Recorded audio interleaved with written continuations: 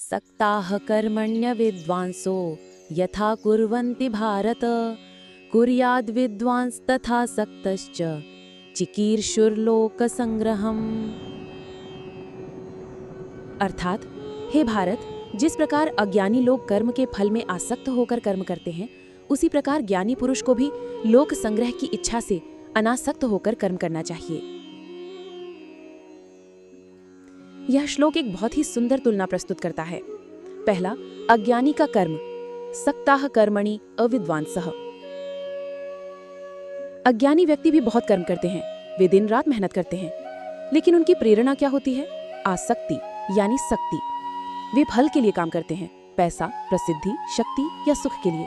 उनकी सारी ऊर्जा इसी आसक्ति से प्रेरित होती है।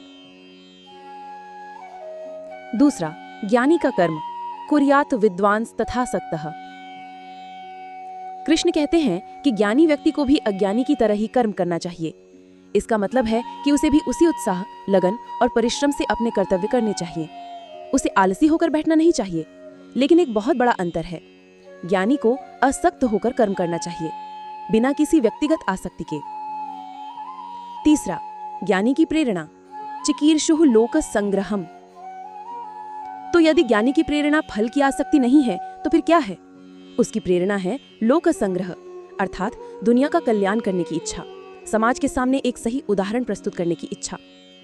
वह अपने लिए नहीं बल्कि दूसरों के लिए कर्म करता है। श्लोक का सार है, अज्ञानी और ज्ञानी के बाहरी कर्म एक जैसे दिख सकते हैं, लेकिन उनकी आंतरिक चेतना में जमीन आसमान का अंतर होता है। अज्ञानी स्वार्थ से प्रेरित होता है, जबकि ज्ञानी लोक कल्याण से।